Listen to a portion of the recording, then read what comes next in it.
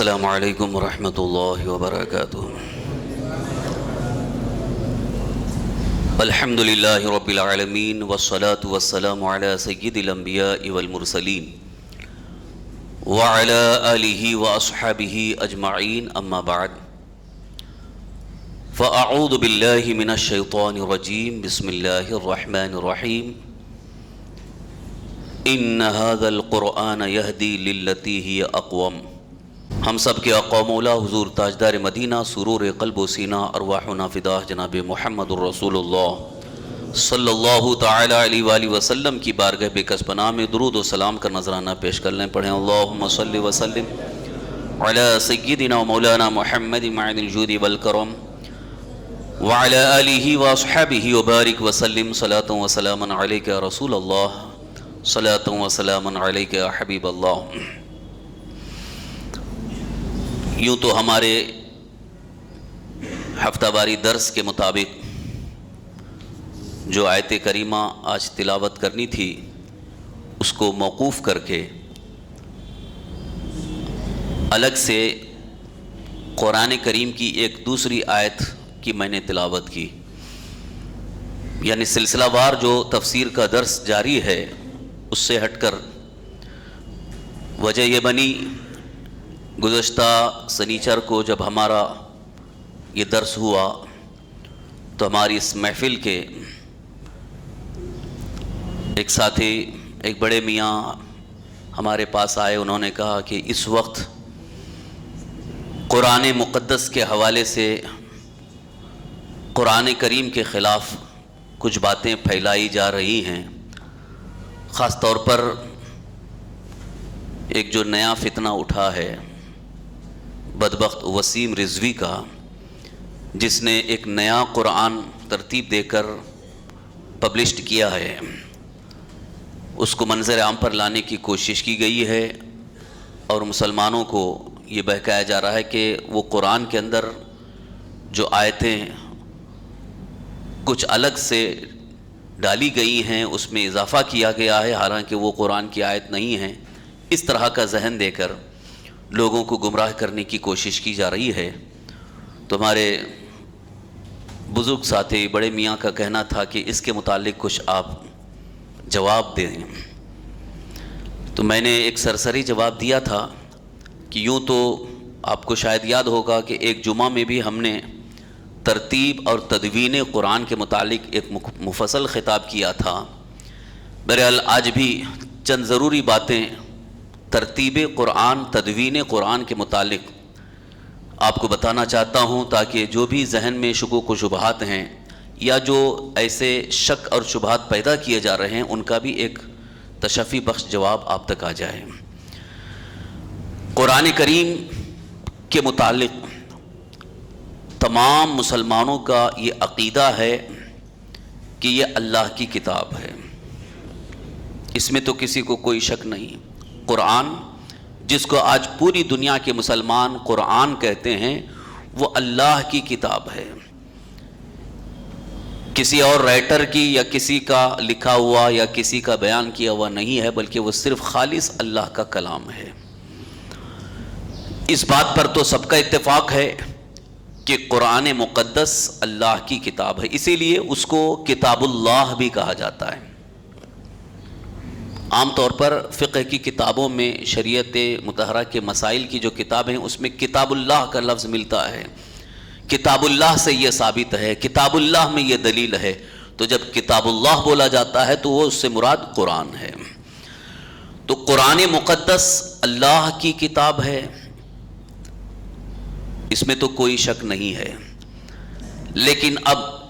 جو شک پیدا کیا جا رہا ہے کہ اللہ کی کتاب ہے لیکن شروع سے لے کر اخیر تک، یعنی بسم اللہ الرحمن الرحیم سے لے کر سورہ والناس، سورہ ناس کی آخری آیت والناس تک، یہ مکمل کلام الہی ہے یا اس میں کہیں سے کچھ اضافہ، کچھ بڑھایا چڑھایا گیا ہے، ملایا گیا ہے؟ اب یہ شک پیدا کیا جا رہا ہے۔ حقیقت یہ ہے کہ قرآن کریم جو آج ہمارے سامنے موجود ہے، جس شکل میں آج موجود ہے، یہ مکمل کتاب اللہ ہے، مکمل قرآن ہے، مکمل اللہ کا کلام ہے، اس میں کسی کا کوئی کلام اضافہ نہیں کیا گیا ہے۔ حد تو یہ ہے کہ حضور صلی اللہ تعالی وسلم کا فرمان جس کو حدیث کہا جاتا ہے، حدیث صحیح یا حدیث مشہور یا حدیث متواتر کو بھی قرآن میں نہیں رکھا گیا۔ اگر قرآن کے اندر کسی اور چیز کو ملانا یا اضافہ کرنا ہوتا تو حضور صلی اللہ علیہ وسلم کی حدیثوں کو اس میں ملا دیا جاتا، جبکہ کلام اللہ کے بعد دوسرا درجہ آتا ہے کلام الرسول کا، رسول پاک صلی اللہ علیہ وسلم کی حدیثوں کو اس میں جمع کیا جاتا، لیکن حدیثوں کو بھی قرآن میں نہیں رکھا گیا، ملایا نہیں گیا، بلکہ الگ کر دیا گیا کہ حدیث مصطفیٰ الگ ہے، کلام اللہ الگ ہے۔ حالانکہ اگر آپ نزول کے اعتبار سے یعنی قرآن کریم ہم تک پہنچنے کے اعتبار سے اگر دیکھیں گے، ایک ہی زبان مبارک ہے، ایک ہی زبان مبارک ہے جس سے کلام اللہ بھی ظاہر ہوا اور کلام الرسول بھی ظاہر ہوا۔ قرآن ہم کو کیسے پتا چلا کہ یہ قرآن ہے؟ کہاں سے؟ حضرت جبریل نے ڈائریکٹ آ کر کے ہم کو نہیں دیا ہے، بلکہ حضرت جبریل امین علیہ السلام نے سرکار دو عالم صلی اللہ علیہ وسلم کی بارگاہ میں آ کر کے پڑھ کر کے سنایا، اور پھر حضور صلی اللہ علیہ وسلم نے اپنی زبان فیض ترجمان سے پڑھ کر کے امت کو بتایا یہ اللہ کا کلام ہے۔ زبان تو ایک ہی ہے، یعنی حضور صلی اللہ علیہ وسلم ہی کی زبان سے قرآن بھی ظاہر ہوا، اور حضور صلی اللہ علیہ وسلم ہی کی زبان پاک سے حدیث پاک بھی ظاہر ہے، لیکن دونوں کو اکٹھا نہیں کیا گیا بلکہ الگ کیا گیا۔ یہاں تک کہ جب سرکار دو عالم صلی اللہ تعالی وسلم کی بارگاہ میں لکھنے والے، جن کو کاتبین وحی کہا گیا، کاتب کا مطلب لکھنے والے، کاتبین وحی یعنی جب حضور صلی اللہ علیہ وسلم کی بارگاہ میں حضرت جبریل امین علیہ السلام وحی لے کر کے آتے تھے اور وہ حضور جب پڑھ کر کے سناتے تھے تو صحابہ کرام میں چند حضرات خاص مقرر تھے، لکھ لیتے تھے، اس کو لکھ کر کے رکھتے تھے۔ تو کاتبین وحی کو بھی حضور صلی اللہ علیہ وسلم کی طرف سے یہ تاکید تھی، غور سے سنیے، حضور صلی اللہ علیہ وسلم نے یہ تاکید فرمایا کہ قرآن جب میں پڑھ کر کے سناؤں تمہارے سامنے تو اس درمیان اگر کسی لفظ کی تشریح اور اس کی وضاحت جو میں اپنی طرف سے کرتا ہوں اس کو اس میں نہ ملانا بلکہ اس کو الگ کر دینا۔ کتنا اہتمام کیا ہے رسول کائنات صلی اللہ علیہ وسلم نے تاکہ قرآن جو اللہ کا کلام ہے وہ خالص اللہ کا کلام سامنے آ جائے، اور جو میری طرف سے جو تشریح اور وضاحت کے طور پر جو الفاظ ہیں، جو حدیثیں ہیں، ان کو الگ کر دیا جائے۔ ایسے ہی ایک موقع پر رسول کائنات صلی اللہ علیہ وسلم نے ارشاد فرما دیا تھا لا تکتبوا عنی، یعنی جو مجھ سے جو تم سن رہے ہو اس کو مت لکھو۔ لیکن کچھ لوگوں نے اس کا ایک مفہوم یہ بھی نکالا، جو آج منکرین حدیث ہیں، حدیث کا انکار کرتے ہیں، وہ کہتے ہیں کہ رسول اللہ صلی اللہ علیہ وسلم نے خود منع کر دیا تھا لا تکتبوا عنی، مجھ سے جو سنو اس کو مت لکھو، تو پھر حدیثیں لکھی کیوں گئیں؟ حدیثیں کیوں آ گئیں؟ حدیثوں کو نہیں لکھنا چاہیے تھا، جن لوگوں نے لکھا وہ غلط کیا، جبکہ رسول اللہ صلی اللہ علیہ وسلم نے فرمایا کہ مت لکھو۔ دماغ ان کا کام نہیں کر رہا۔ حقیقت یہ ہے کہ رسول کائنات صلی اللہ علیہ وسلم نے جب فرمایا تھا لا تکتبوا عنی، وہاں موقع یہ تھا کہ کاتبین وحی جب لکھتے تھے حضور صلی اللہ علیہ وسلم سے سن کر کے، تو درمیان میں جب حضور صلی اللہ علیہ وسلم کسی چیز کی وضاحت کرتے تھے کہ اس کا یہ مطلب ہے، اس کا یہ مطلب ہے، اس کا یہ معنی ہے، تو اس کو بھی وہ کاتبین وحی اس کے ساتھ لکھ لیتے تھے۔ تب حضور نے فرمایا لا تکتبوا عنی، جو میں بیان کروں اس کو الگ رکھو، اس کو اس میں مت ملاؤ۔ قرآن کریم کو امت مصطفیٰ تک پہنچانے میں خود رسول کائنات صلی اللہ تعالی وسلم نے اتنا اہتمام کیا ہو تو اب صحابہ کرام کیا معاذ اللہ وہ اس معاملے میں خیانت کر سکتے ہیں؟ اس ظالم وسیم رضوی کا سب سے بڑا الزام یہ ہے معاذ اللہ رب العالمین کہ حضرت سیدنا ابو بکر صدیق رضی اللہ عنہ یا حضرت عمر فاروق اعظم رضی اللہ عنہ نے اپنی طرف سے اضافہ کر کے، اپنی طرف سے بڑھا کر کے اس میں کچھ آیتیں ڈال دی ہیں، جبکہ وہ اللہ کا کلام نہیں ہے معاذ اللہ رب العالمین۔ یہ اس کا بہت بڑا یہ جھوٹا دعویٰ ہے، جھوٹا دعویٰ ہے۔ اس کا جھوٹ ویسے ہی کھل کر کے سامنے آ گیا ہے، لوگوں میں یہ بات اچھی طرح سے مشہور بھی ہو گئی ہے اور اس کو سمجھ گئے ہیں۔ میں تو سمجھتا ہوں کہ جن کے دلوں میں واقعی ایمان ہے، اللہ اور اس کے رسول پر ایمان ہے، وہ اس کی بات کو کبھی تسلیم نہیں کریں گے، کیونکہ فرمان خدا اللہ کے کلام کے حوالے سے تو یہ کہہ رہا ہے، تو اس کا مطلب تیرا تو اللہ کے کلام پر ہی ایمان نہیں ہے۔ یعنی یہ جو کہہ رہا ہے کہ حضرت ابوبکر صدیق نے یا حضرت عمر فاروق اعظم نے اس پہ اپنی طرف سے اضافہ کر دیا ہے، تو یہاں سیدھے سیدھے اللہ کے کلام پر اعتراض ہوتا ہے کہ اللہ نے تو یہ فرمایا ہے اِنَّا نَحْنُ نَزَّلْنَا الذِّكْرَ وَإِنَّا لَهُ لَحَافِظُونَ، قرآن کو ہم نے نازل کیا ہے اور ہم ہی اس کی حفاظت کریں گے۔ قرآن کی حفاظت کا ذمہ اللہ نے اپنے اوپر لے لیا ہے۔ یہی وجہ ہے کہ پچھلی جو کتابیں آئی تھیں، تورات، انجیل، زبور اور دوسرے جو آسمانی صحیفے تھے، ان میں رد و بدل کر دیا گیا، ان میں تحریف ہو گئی، ان میں ترمیم ہو گئی، لیکن قرآن کو کوئی بدل نہیں سکا، اس لیے کہ اللہ نے اس کی حفاظت کا ذمہ لے لیا۔ آج بھی آپ دیکھ لیجئے، اصل انجیل آپ کو نہیں ملے گی۔ انجیل جو آسمانی کتاب تھی، حضرت عیسیٰ علیہ السلام پر نازل ہوئی، جس کو آج بائبل بنا کر کے لوگوں میں مشہور کیا گیا، بائبل، یہ حقیقت میں انجیل نہیں ہے، بلکہ اس میں سے ترمیم تحریف کر کے پیش کیا گیا، جس کو بائبل کہا جا رہا ہے۔ آج عیسائی، کرسچن جس کو کتاب اللہ مانتے ہیں، حالانکہ وہ محرف تحریف شدہ ہے، تبدیلی ہوئی ہے۔ اسی طرح سے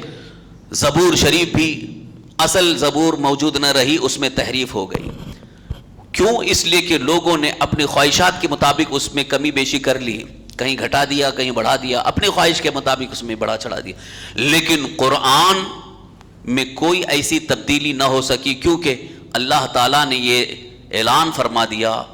کہ ہم قرآن کو اتارنے والے ہیں اور ہم نے قرآن کی حفاظت اپنے ذمے لے لی ہے۔ قرآن کی حفاظت اللہ تعالیٰ خود فرما رہا ہے، لہٰذا قرآن کے اندر کوئی تبدیلی نہیں ہو سکتی۔ اور ایک جگہ تو قرآن پاک میں اللہ تعالیٰ نے صاف طور پر یہ ارشاد فرمایا، لا تبدیل لکلمات اللہ، اللہ کے کلمات کو کوئی تبدیلی نہیں ہوگی۔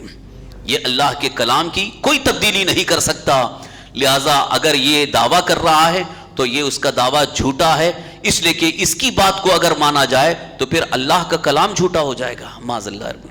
اللہ کا کلام، اللہ کا فرمان جھوٹا ہو ہی نہیں سکتا۔ جب اللہ نے خود فرمایا کہ ہم اس کی حفاظت کریں گے، تو اگر کوئی بدل رہا ہے تو اس کا مطلب اللہ نے حفاظت ہی نہیں کی، اللہ نے حفاظت نہیں فرمائی کہ یہ داخل کر رہے ہیں یا یہ کمی بیشی کر رہے ہیں، یہ اس کا دعویٰ جھوٹا ہے۔ حقیقت یہ ہے کہ کتاب اللہ میں، قرآن مقدس میں تبدیلی کی بات تو بہت دور کی بات ہے، اس میں ایک حرف، ایک نقطہ بھی بدل نہیں سکتا۔ ایسی حفاظت اللہ نے فرمائی ہے قرآن پاک کی، اس میں کچھ تبدیلی ہو ہی نہیں سکتی ہے۔ آج تک بڑے بڑے دعوے کرنے والے قرآن کے خلاف، یہ آج کا یہ تو یہ بہت ہی معمولی چیز ہے، یہ گھٹیا ہے، اس کی فکر بھی گھٹیا ہے اور اس کی سوچ بھی گھٹیا ہے، اس کے پاس علم کا کوئی معیار نہیں ہے جو یہ اس طرح کی بات کر رہا ہے۔ اس سے بھی بڑے بڑے دعوے کرنے والے اور پچھلے زمانے میں آئے، خاص طور پر عہد صحابہ میں، صحابہ کرام رضوان اللہ تعالیٰ عنہ کے دور میں بھی کچھ ایسے نکلے جن لوگوں نے دعویٰ کیا کہ ہم قرآن کے علاوہ دوسرا کلام لے آئیں گے، کلام اللہ کے علاوہ یعنی قرآن کے علاوہ دوسرا کلام لے کے آئیں گے، اور قرآن نے بھی چیلنج کر دیا، فَإِن كُنتُم فِي رَيْبٍ مِّمَّا نَزَّلْنَا عَلَىٰ عَبْدِنَا فَأْتُوا بِسُورَةٍ مِّن مِّثْلِهِ وَادْعُوا شُهَدَاءَكُم مِّن دُونِ اللَّهِ إِن كُنتُم صَادِقِينَ۔ سورہ بقرہ میں اللہ تعالیٰ کا فرمان ہے، اے لوگو، اے کافرو، اے مشرکو، اگر تم کو یہ شک ہے کہ یہ جو ہم نے قرآن اتارا ہے اپنے بندے خاص حضور صلی اللہ علیہ وسلم پر، اگر تم کو یہ شک ہے کہ یہ اللہ کی طرف سے نہیں ہے، کسی بندے کی طرف سے ہے، تو تم اس جیسی کوئی صورت بنا کے لے آؤ۔ فَأْتُوا بِصُورَةٍ مِّن مِّثْلِهِ، اللہ نے کیا فرمایا، یہ ذرا غور سے سنیے۔ اس وسیم رضوی کا اس میں بھی جواب ہے اور دنداں شکن جواب ہے۔ اللہ نے کیا فرمایا اور قرآن کا چیلنج کیا ہے، اگر تم کو شک ہے کہ یہ قرآن اللہ کی طرف سے نہیں ہے تو تم اس جیسی کوئی صورت بنا کے لاؤ۔ کیا فرمایا، فَأْتُوا بِصُورَةٍ مِّن مِّثْلِهِ، یعنی قرآن کی جو صورتیں ہیں 114 صورتیں ہیں، اس جیسی کوئی ایک صورت بنا کے لے آؤ، چھوٹی سی چھوٹی صورت۔ سورہ کوثر ہے، اِنَّا أَعْطَيْنَاكَ الْكَوْثَرَ، بہت چھوٹی صورت ہے، ذرا ایسی صورت بنا کے لے آؤ۔ تو دعویٰ جب قرآن کا آ گیا تو اس وقت عہد رسالت میں حضور صلی اللہ علیہ وسلم کے زمانے میں جو بڑے بڑے ماہر عربی جاننے والے، جن کی عربی زبان بڑی مشہور تھی، بڑے بڑے شاعر تھے اور ان کا بڑا چرچا تھا، ان کا طوطی بولتا تھا، وہ لوگ اکٹھا ہو گئے. انہوں نے کہا ٹھیک ہے، اس چیلنج کو ہم قبول کرتے ہیں. قرآن کا چیلنج قبول کیا. بیٹھے ان لوگوں نے بنانا شروع کیا، سورت بنانا شروع کیا. 1 مہینہ گزر گیا، لکھ لکھ کے کاغذ پھاڑ کے پھینک دیتے تھے. یعنی لکھتے تھے کسی چیز پر کہ ہم اس جیسی بنائیں گے، لیکن اس کو پھر رد کر دیتے تھے. اس طرح سے کوشش کرتے رہے. کافی دن گزر گئے، وہ کوشش میں کامیاب نہیں. یعنی خود بناتے تھے، پھر اس کے بعد خود ہی وہ کہتے تھے ارے یار یہ معیار کا نہیں ہے، اس کو رد کر دو. آخر تھک ہار کے بیٹھ گئے. پھر اس کے بعد جب ان لوگوں نے دیکھا کہ اس طرح کی صورت بن نہیں رہی ہے، بڑی مشکل سے ایک صورت بنانے کے لیے سورہ الم تر کیف فعل ربک باصحاب الفیل جیسی ایک صورت بنانے کے لیے ان لوگوں نے بہت کوشش کر کے چند الفاظ بنا لیے. الفیل ملفیل وما ادراک ملفیل خرطومہ طویل. الفیل یعنی ہاتھی، عربی میں ہاتھی کو الفیل کہا جاتا ہے. الفیل میل ملفیل، ہاتھی کیا ہاتھی ہے، تم کیا جانو گے ہاتھی کیا ہے، اس کی سونڈ لمبی ہے. بس اتنا ہی ان کو آیا اور لے کر کے لگانا شروع کیا کہ اور پیش کیے. تو خود جو بہت زیادہ معیاری نہیں تھے ان لوگوں نے کہا ارے اتنے دن بیٹھ کر کے تم نے کیا کیا ہے، یہ کوئی معیاری کلام ہے، یہ تو ہاتھی کے بارے میں ہے، کیا ہے. وہیں پر پھینک دیا گیا. اس کے بعد خانہ کعبہ پر جو سورہ کوثر کو لکھ کر کے لگا دیا گیا تھا کہ چیلنج ہے اس جیسی کوئی صورت لے آؤ، تو بعد میں وہی جن لوگوں نے کئی مہینوں تک کوشش کیا اس جیسی صورت بنانے کی، نہیں بن پایا، تو آ کر کے ان لوگوں نے نیچے یہ لکھا انا اعطیناک الکوثر، صورت کی نیچے لکھا ھذا لیس للکلام البشر، یہ کسی بشر کا کلام نہیں ہے. اب آپ سوچئے اس دور کے جو عربی زبان کے بڑے بڑے ماہرین وہ قرآن کی جیسی کوئی صورت نہیں بنا سکے، قرآن جیسی کوئی آیت نہیں بنا سکے. اگر ان کے اندر ہمت ہوتی تو بنا لیتے. اب اس بیوقوف یہ وسیم کا جب یہ کہنا کہ حضرت ابوبکر صدیق نے بڑھا کر کے اس میں ملا دیا، حضرت عمر فاروق اعظم نے اگر اس میں بڑھا کر کے ملا دیا ہے، تو اب اس کا مطلب یہ ہوا کہ قرآن کا چیلنج غیروں نے قبول تو کیا تھا لیکن اس کے مطابق نہیں بنا سکے. تو کیا حضرت ابوبکر صدیق نے یا حضرت عمر فاروق اعظم نے قرآن جیسی صورت بنا لی؟ کیا قرآن جیسی آیتیں بنا لی؟ کسی کے اندر یہ ہمت نہیں ہے کہ قرآن کی جیسی کوئی صورت بنا سکے، قرآن جیسی کوئی آیت بنا سکے. تو جب کوئی قرآن کی جیسی صورت نہیں بنا سکتا، کوئی آیت نہیں بنا سکتا ہے، تو پھر قرآن میں یہ جو صورتیں یا آیتیں آئی ہیں وہ ابوبکر صدیق یا عمر فاروق اعظم کی طرف سے کیسے آئی ہیں؟ کتنا صاف جواب ہے. اور تھوڑی سی بھی عقل والا انسان ہوگا تو قرآن کے ان آیات کو سامنے رکھ کر کے وہ خود کہہ دے گا کہ حضرت ابوبکر صدیق رضی اللہ عنہ یا حضرت عمر فاروق اعظم رضی اللہ عنہ کا بنایا ہوا کلام نہیں ہے، بلکہ یہ اللہ کا ہی کلام ہے جس کو تم معاذ اللہ ان کی طرف منسوب کر کے قرآن سے چھانٹنا چاہتے ہو. اس طرح سے قرآن کریم سے لوگوں کے ذہن کو دور کرنے کے لیے یا ذہن میں شک و شبہ پیدا کرنے کے لیے اس کو کھڑا کیا گیا ہے. اس کے پیچھے ایک بہت بڑی سازش کام کر رہی ہے. حقیقت تو یہ ہے اس ظالم، اس بیوقوف کے پیچھے ایک بہت بڑی طاقت ہے، ایک بہت بڑی سازش ہے جو اس کو استعمال کر رہی ہے. چونکہ ان لوگوں نے دیکھا کہ مسلمانوں کا سارا معاملہ قرآن پر ہے، ان کا سارا مذہب، مسلمانوں کا سارا عمل، دین، سب کچھ جو ہے وہ قرآن پر ہی ڈیپینڈ ہے، قرآن پر ان کی ساری بنیادیں ہیں. لہٰذا اسی کو کمزور کرو تو سارا اسلام کمزور ہو جائے گا، مسلمان اسلام سے دور ہو جائیں گے. اس مقصد کے لیے اس کو کھڑا کیا گیا ہے اور قرآن کے متعلق اس طرح کی بکواس کر کے پھر ایک نیا قرآن لانے کی یہ سازش رچی جا رہی ہے. میں نے اس سے پہلے بھی آپ کے سامنے شاید کہا تھا، بات یاد ہوگی کہ یہودیوں نے بھی ایک کوشش کر کے ایک نیا قرآن تیار کیا تھا. ایک نیا قرآن الفرقان نام سے ایک نیا قرآن تیار کیا ہے. اس کو بھی انہوں نے الگ طریقے سے قرآن کی آیتیں بنا کر کے اس میں کچھ چھانٹ کر کے کچھ بڑھا کر کے ایک نیا قرآن تیار کیا ہے، نام قرآن دے رہے ہیں، اس کا نام رکھا الفرقان، یعنی اصل قرآن یہ ہے اور آپ لوگ جو پڑھ رہے ہیں وہ اصل قرآن نہیں، یہ ذہن دینے کے لیے. اور شاید ابھی بھی وہ کسی ویب سائٹ پر موجود ہوگا. یہ ان کی بھی سازش ہو چکی. جب ان لوگوں نے دیکھا کہ ہم اس میں کامیاب نہیں ہو سکے، مسلمان اس کی طرف توجہ ہی نہیں کر رہے ہیں، تو پھر ان لوگوں نے اس کو کھڑا کیا ہے کہ اب تو ایک نیا قرآن لے کے آ جا. قیامت تک چاہے کتنے بھی بڑے بڑے ظالم آئیں گے اور قرآن کے علاوہ دوسرا قرآن لے کے آئیں گے، قرآن کے مقابل میں کوئی قرآن ہو ہی نہیں سکتا ہے، اس لیے کہ اللہ تعالیٰ نے اس کی حفاظت کی ذمہ لے لی ہے. کیوں اس طرح کی وہ بکواس کر کے وہ اپنی آخرت خراب کر رہا ہے؟ ویسے تو اس کی آخرت خراب ہی ہو چکی ہے، کیونکہ جب قرآن سے ایمان ہٹ گیا. یہ بھی مسئلہ یاد رکھیے، درمیان میں ذہن میں بات آ گئی. قرآن کے متعلق تمام امت کا، علماء امت کا اس بات پر اتفاق ہے کہ قرآن مقدس کی ایک آیت کا بھی اگر کوئی انکار کرتا ہے کہ یہ قرآن سے نہیں ہے تو وہ ایمان والا نہیں ہے، وہ ایمان سے خارج ہو گیا،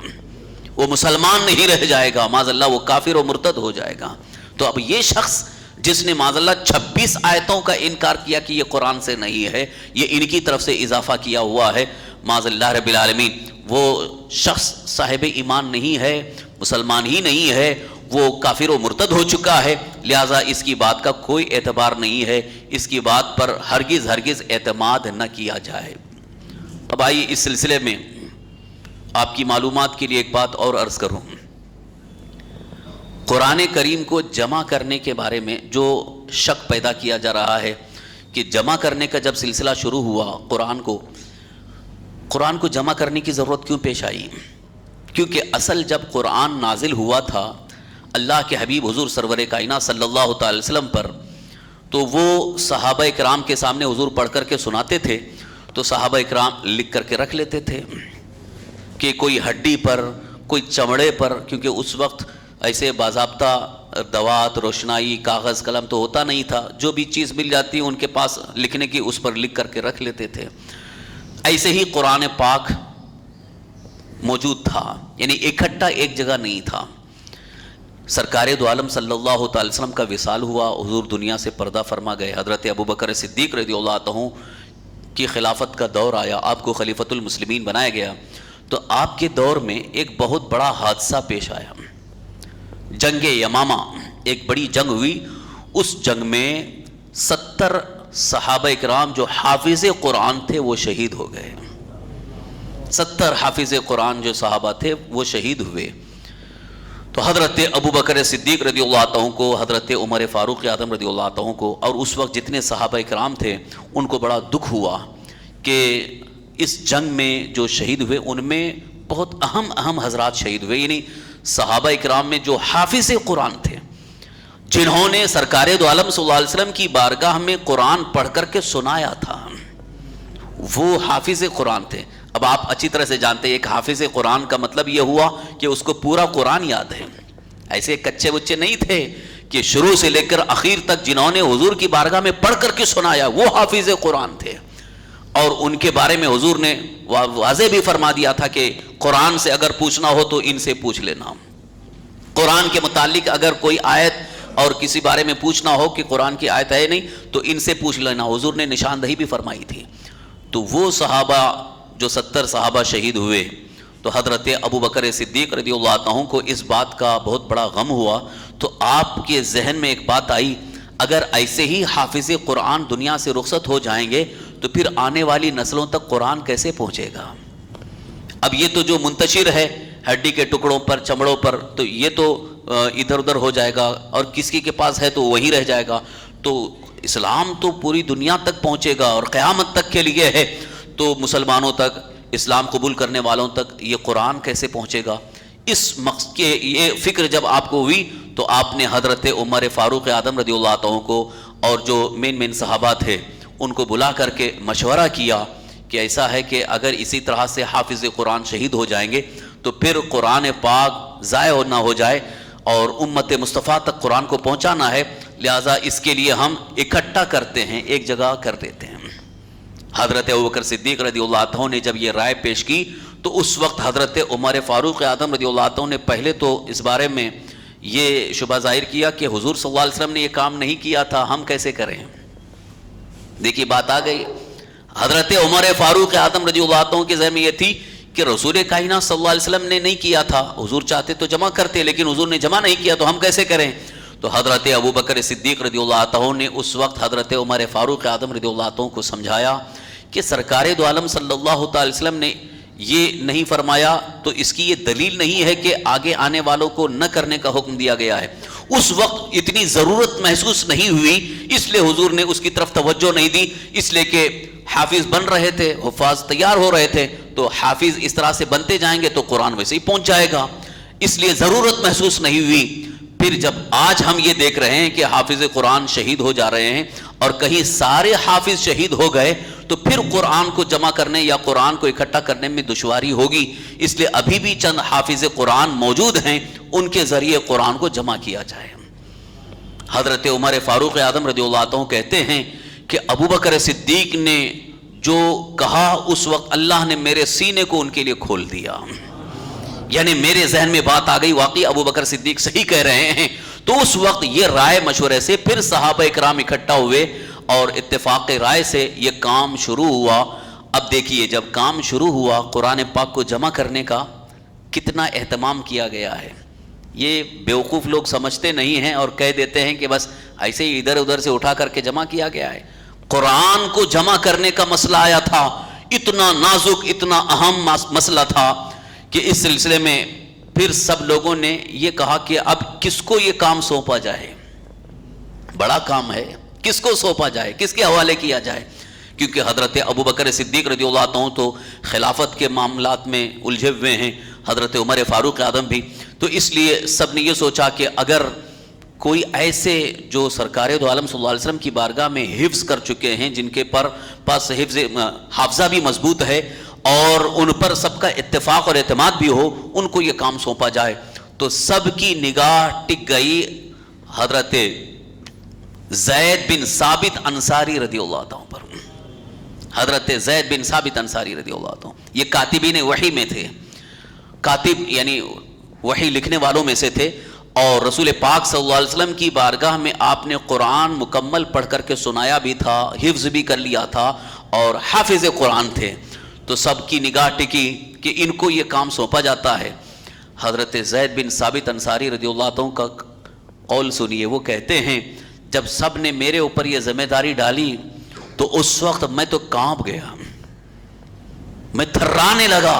کہ اتنی بڑی ذمہ داری کہ اللہ کے کلام کو اکٹھا کرنا ہے، کہیں اگر چوک ہو گئی، ایک بھی کلام یا ایک حرف ادھر ادھر ہو گیا تو میری تو آخرت خراب ہو جائے گی.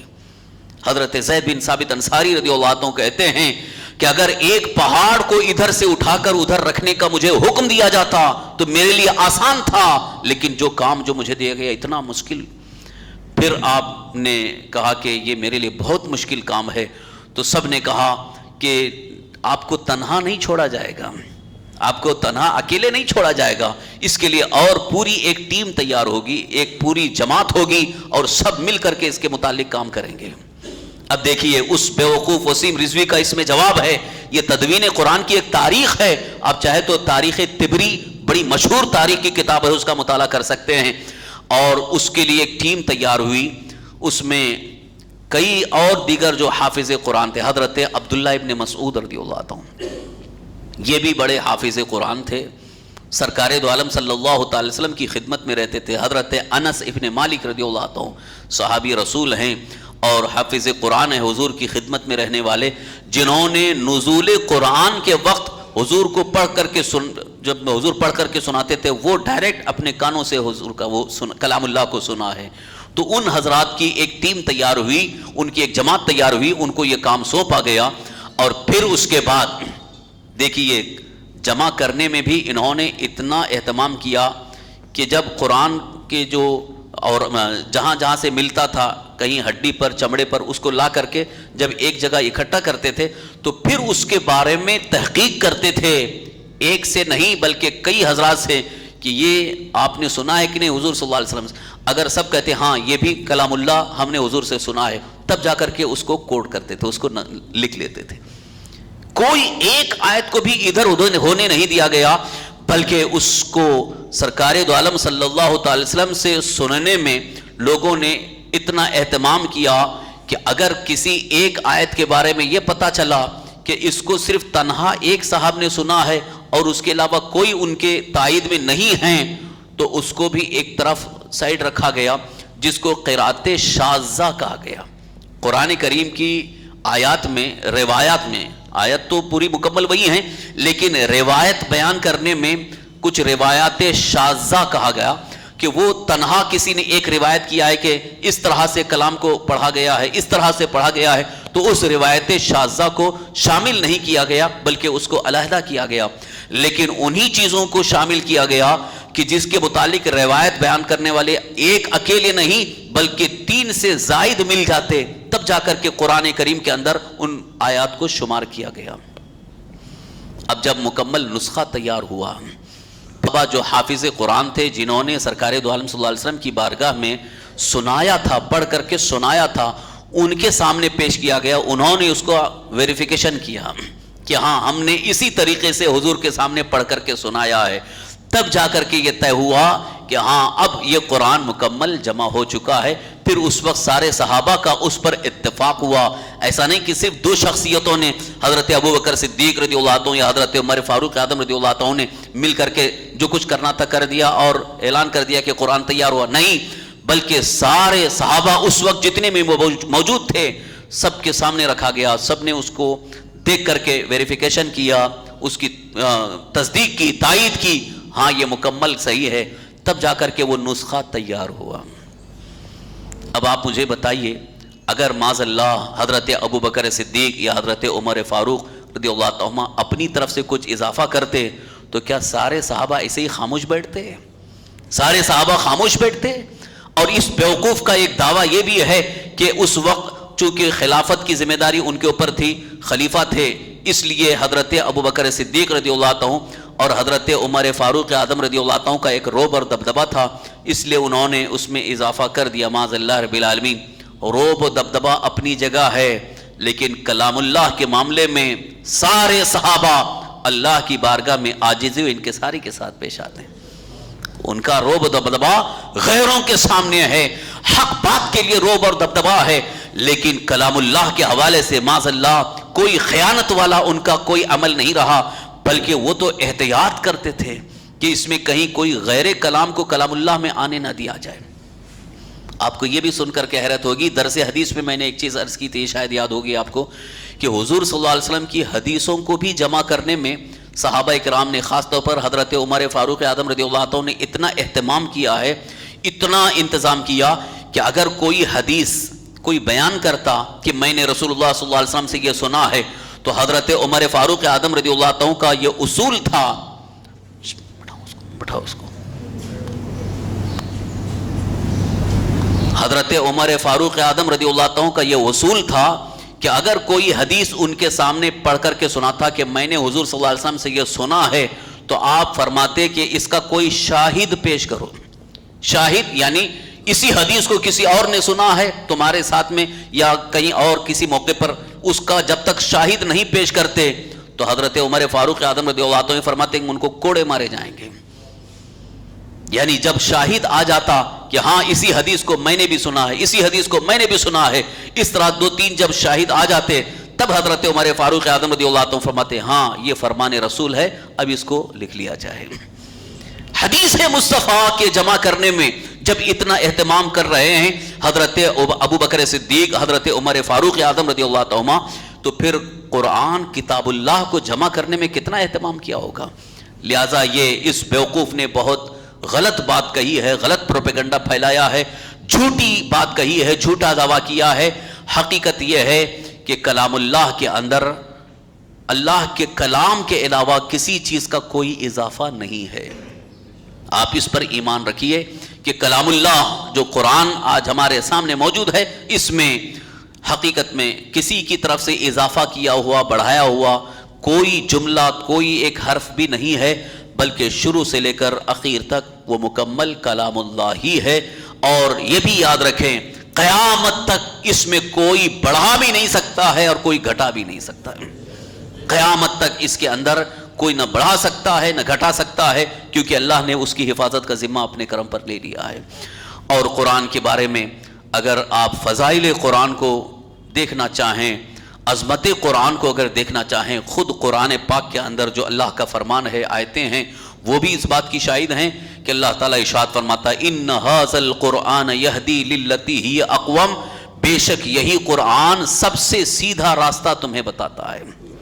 ان ھذا القرآن یہدی للتی ہی اقوم، یہ قرآن تمہاری رہنمائی کرتا ہے، ہدایت دیتا ہے جو سب سے سیدھا راستہ ہے۔ تو یہاں تو اللہ نے یہ جب فرمایا ان ھذا القرآن، یہ قرآن، تو اب اگر معاذ اللہ قرآن میں اگر کوئی غیر چیز دوسری چیز آ گئی تو اس کا مطلب اس سے ہدایت نہیں مل رہی، اس سے گمراہیت مل رہی ہے۔ پورا قرآن ہدایت کا سر چشمہ ہے،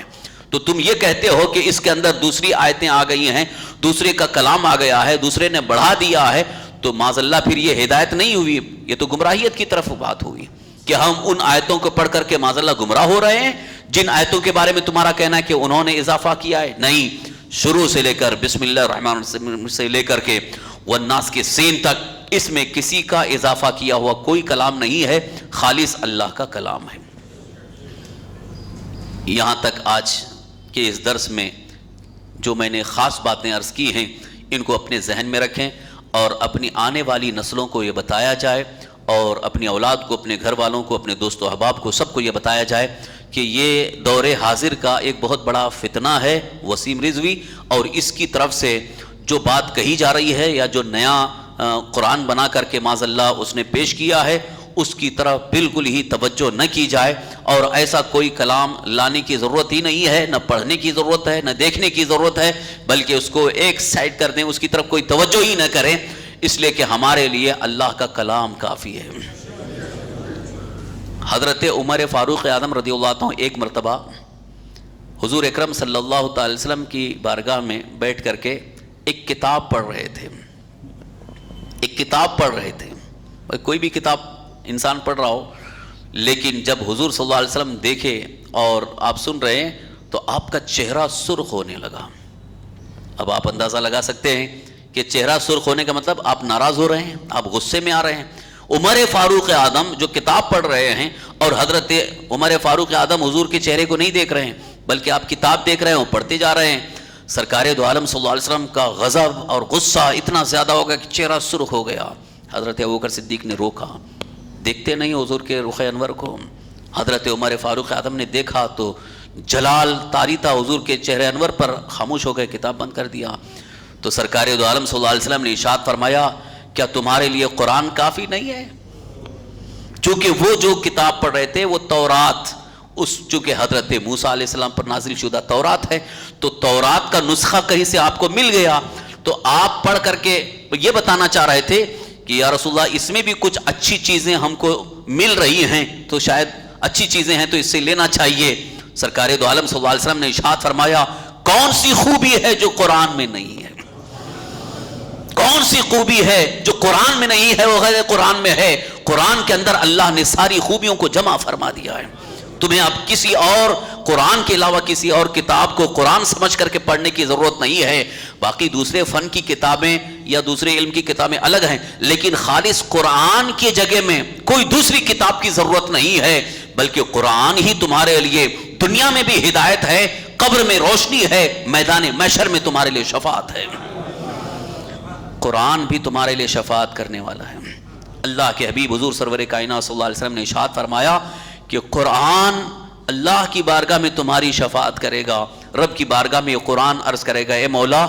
یہ تیرا بندہ تلاوت کرتا تھا، رات میں اس کی آنکھیں اور دن میں اس کی آنکھیں مجھ پر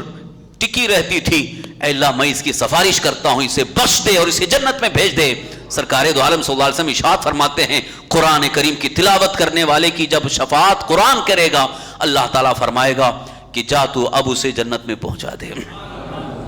قرآن ہمارا شفیع ہے، شفاعت کرنے والا ہے۔ لہذا قرآن مقدس کے حوالے سے ہرگز ذہن میں کہیں بھی یہ فطور نہ آنے پائے کہ اس کے اندر کوئی اضافہ ہوا ہے یا کمی کی گئی ہے، نہیں، بلکہ اللہ تعالیٰ کا فضل و کرم ہے امت مصطفیٰ پر، خاص طور پر کہ حضور صلی اللہ علیہ وسلم کی امت پر اللہ نے اتنا کرم فرمایا کہ ایسے ایسے جلیل القدر جید علماء حفاظ قرآن اللہ نے پیدا فرما دیے کہ کسی بھی دور میں قرآن کے خلاف کوئی بھی بات آئے گی تو الحمدللہ علماء اور حفاظ قرآن اس کا رد کرتے رہیں گے اور صحیح قرآن امت مصطفیٰ تک پہنچاتے رہیں گے۔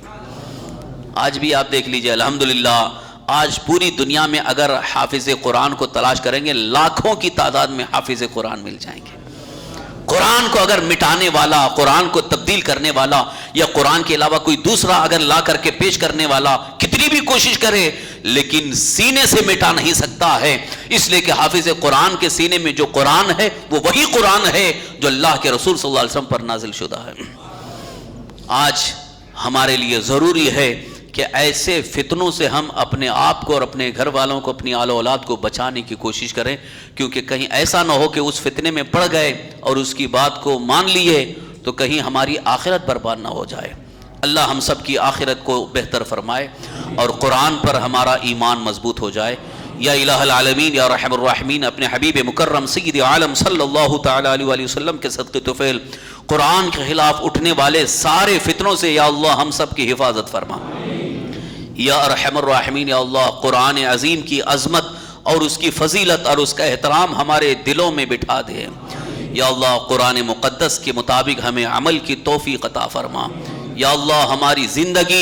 ہماری زندگی کا ہر عمل قرآن پاک کے مطابق ہو جائے۔ یا اللہ ہمارے لیے قرآن مقدس کو میدان محشر میں شفیع اور سفارشی بنا دے۔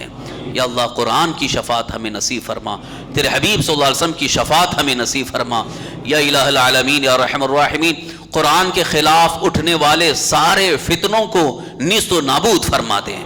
قرآن کے خلاف دوسرا قرآن تیار کرنے والا، دوسرا نسخہ تیار کرنے والا یا اللہ دنیا میں ذلیل و رسوا ہو کر نیست و نابود ہو جائے اور اس کا فتنہ دنیا سے ختم ہو جائے۔ یا الہ العالمین ہمیں ہماری آنے والی نسلوں کو ایمان پر زندہ رکھ، ایمان ہی پر خاتمہ نصیب فرما۔ یا رب العالمین یا ارحم الراحمین یا ذا الجلال والاکرام یا بدیع السماوات والارض، اس درس تفسیر قرآن پاک کے صدقے میں اپنے حبیب صلی اللہ علیہ وسلم کے وسیلے سے اللہ ہم سب کی جملہ پریشانیوں کو دور فرما، ہم میں جو بیمار ہیں انہیں شفا عطا فرما۔ یا اللہ ہم سب کی عمر میں، علم میں، روزی میں خوب برکتیں عطا فرما، دشمنوں کے شر سے، حاسدین کے حسد سے محفوظ فرما، ہمیں امن و امان اور عافیت عطا فرما، ایمان پر زندہ رکھ، ایمانی پر خاتمہ عطا فرما۔ ربنا تقبل منا انك انت السميع العليم وتب علينا انك انت التواب الرحيم۔ ان الله وملائكته يصلون على النبي يا ايها الذين امنوا صلوا عليه وسلموا تسليما۔ اللهم صل وسلم على سيدنا مولانا محمد مع الجود والكرم وعلى آله وصحبه وبارك وسلم صلاة وسلام عليك يا رسول الله صلى الله تعالى عليه